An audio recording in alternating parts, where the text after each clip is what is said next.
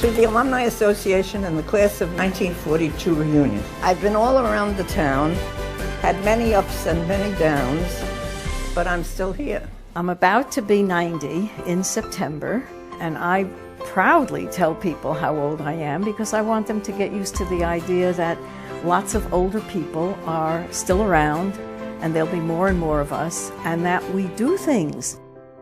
In 1986, when a master's was required for the profession, a nurse practitioner, I then went to Fordham University and got a master's in education. And then got a second master's at 60 years old, and now I'm working on my PhD in nursing. My mantra is, older persons are resources, not burdens.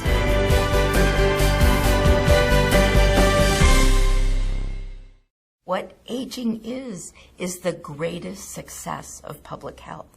We need to think in a completely different way about this new generation of older adults. What we also know about the aging of the population is that it is even more so accelerated in cities. And so if you look at those great maps that show you how the population is aging, you get the epicenters of the cities where you see the most rapid change. The paradigm of age-friendly really speaks to the value of keeping these generations of older persons as healthy as they can be, as active as they can be, and the best way to do that is to make sure the environment is the most supportive of them continuing to live their lives in the active and engaged way that they want to live them. I'm a happy New Yorker.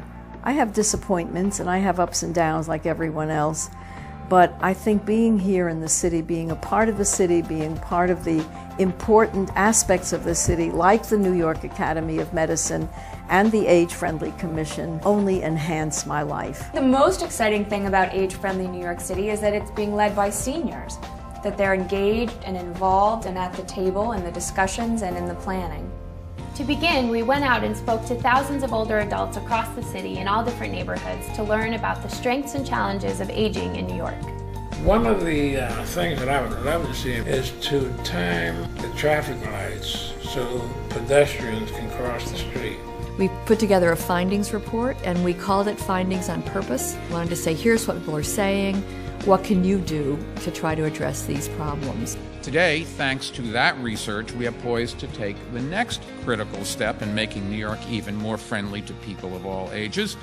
Working with our partners in the nonprofit and private sectors, we will begin implementing 59 new initiatives, and they directly respond to the feedback that we heard in our listening sessions. So a couple of different things. One is we're drawing in the crosswalks and then changing the amount of time that the lights have so that there's a sufficient time for an older New Yorker who's not hustling as quick to be able to cross the street. So different things to just think about making the city and the streets more safe.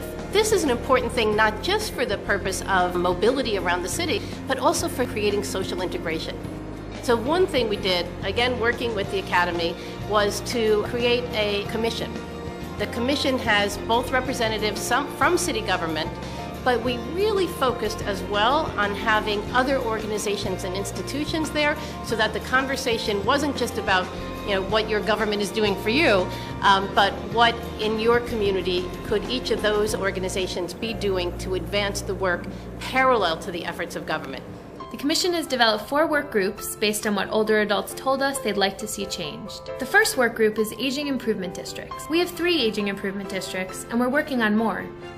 The Aging Improvement District is really about thinking about comprehensive programs and strategies that address seniors in a particular neighborhood. We've gathered here to celebrate the launch of the Bedford-Stuyvesant Aging Improvement District.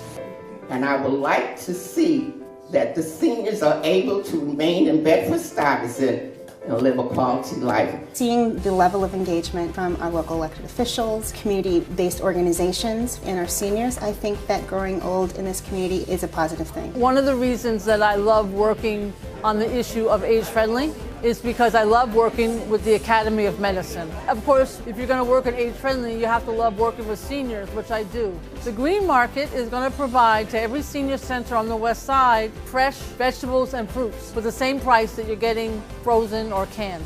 And we hope to be able to do the same for all the homebound meals. We hope to get free tickets to films and cultural opportunities while bringing benches. And of course, we want to curb cuts to be safe. There's a curb I can't get up on, so I have to go on the street.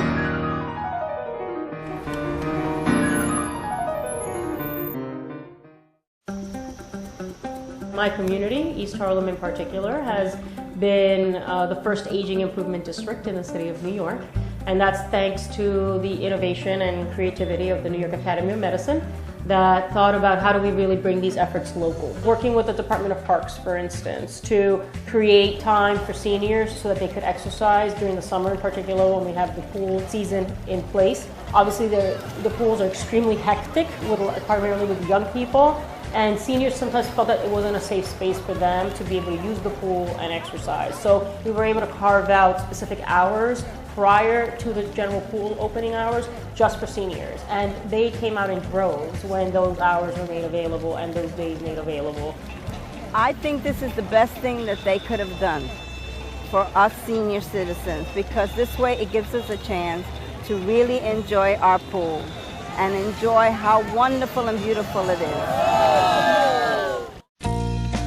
Age-friendly business addresses how local retailers can make their businesses more hospitable to older adults. I go to Joseph's Pharmacy because we can order it through our credit card and they deliver it for nothing. I need the help of a shopper because I cannot reach all the things. Would you like one? Would you help me, please?